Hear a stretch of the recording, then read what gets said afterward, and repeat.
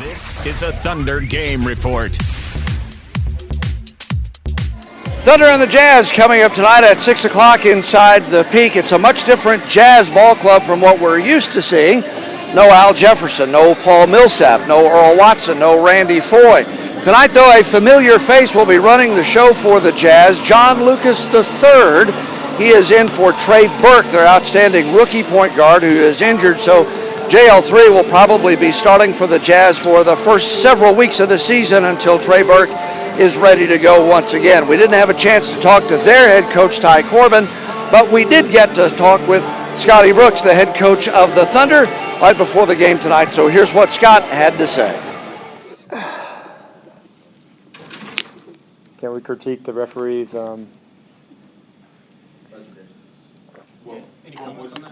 What did you guys see? We saw serving like 8 or 9 times. I did see that. What do you think of the new emphasis that they have? Is it good? It's good. I think anytime it's going to make the game flow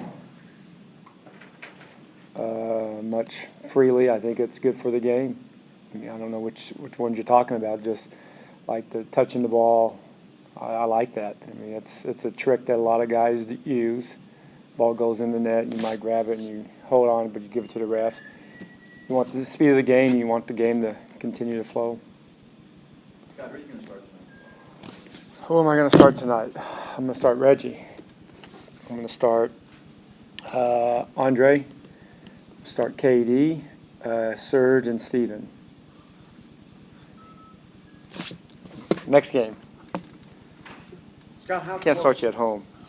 You got too many buddies watching. How close is Perk to being able to get back in the lineup or even back to full practice? Perk had some great workouts the last 3 or 4 days. I anticipate him practicing. We'll see how much of it tomorrow, but a good portion of it. Hopefully, hopefully most of it. We'll see. Scott, what are you looking for out of Kevin this year? Just continue to be the leader that he has been the last few years, of just taking the team and continue to guide it in the right direction. I mean, Kevin is a terrific offensive player. He's been improved his playmaking the last year and then this year. I see the same things. Just continue to be the leader that we need him to be, and I think that happens over time. You can't. It's hard to lead as a young player in this league, and not that he's an old player, but he's he's 25 years old now, and he's done a great job in the last couple of years. I just think keep building on that part. Can you elaborate on that a little bit? He doesn't seem like a naturally loud guy. So how did he do this, and what was that evolution? No, he's not that. He's not going to tell you, not going to tell the world how great of a leader he is, but he leads. He leads every day in practice. He's there every morning, one of the first guys in the gym.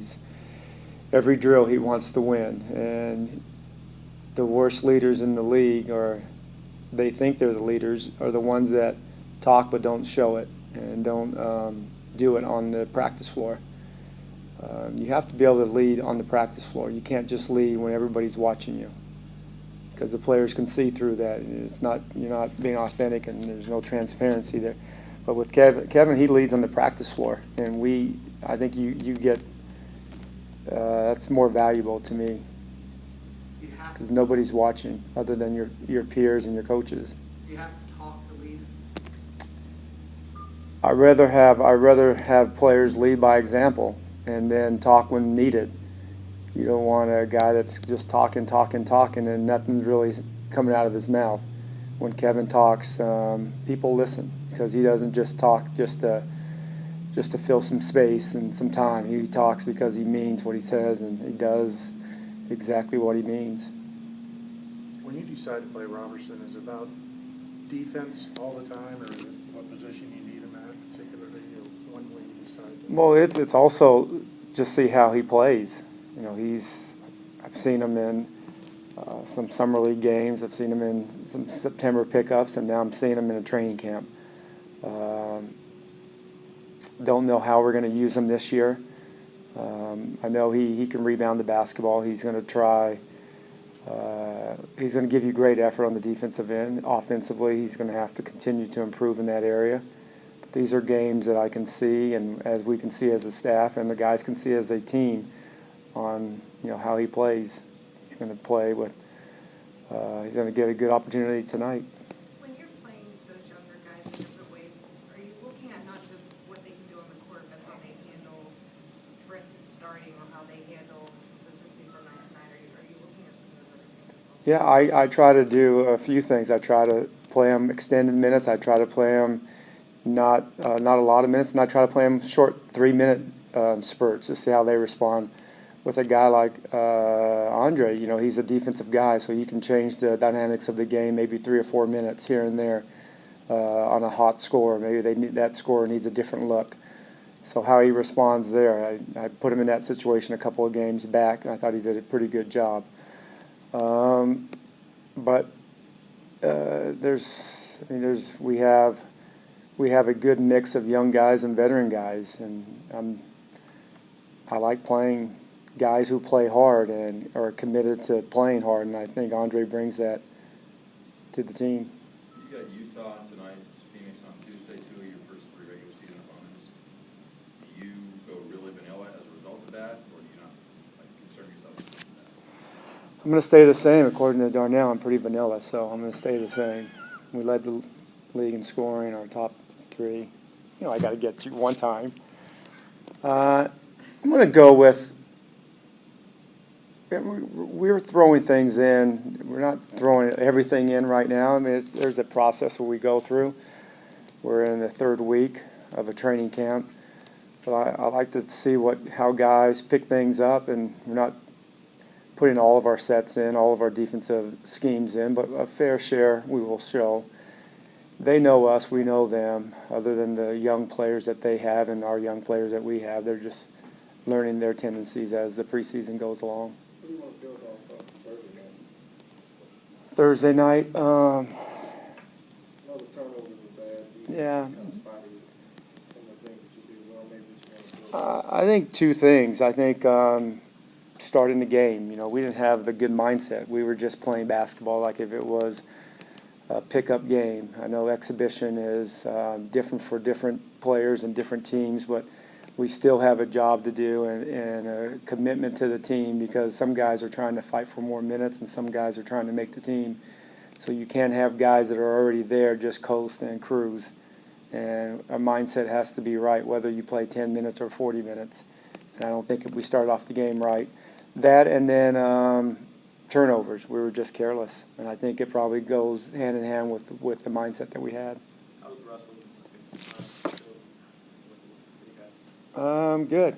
He's every day. It's just good to see him. He has a great way about him. He has a great spirit that I like and our team likes, and we're looking forward to have him, get with us. Looks like he's, getting better quickly, or can you tell? I mean, I try not to judge it every day. I just try to, just watch from afar. But he's going to have to go through all the benchmarks that we have in the medical team, which I believe in, and they're going to have to, when they get together, when they tell me he can practice, he'll practice.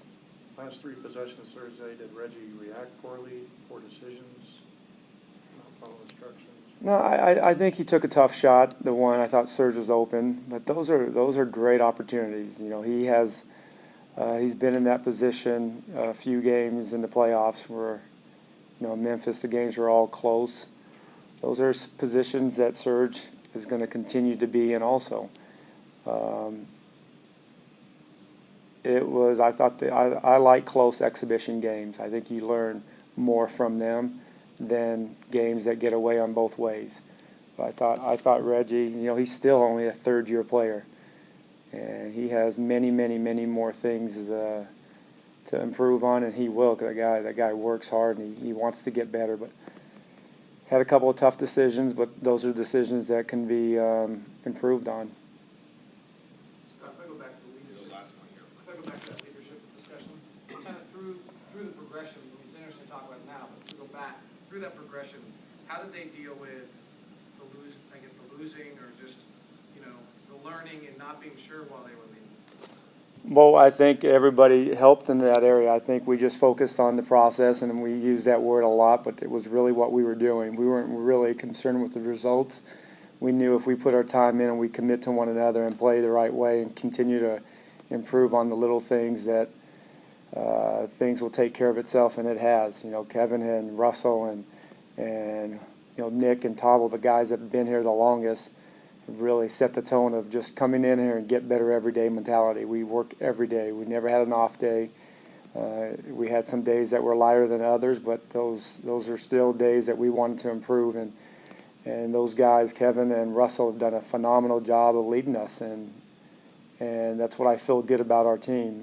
We've heard many things over the summer about our team, but one thing about our team is not going to change is the work that we put in and the togetherness that we play. We're not a perfect team, and we don't always play perfect basketball, but for the most part, from an 82-game season, a lot of minutes played are played for each other. Scott Brooks from inside the locker room just a few minutes ago. Keep it right here. We'll, of course, have full post-game coverage, comments from Coach Brooks after the game, and we'll be inside the Thunder locker room, too. So check back often at ThunderGameReport.com.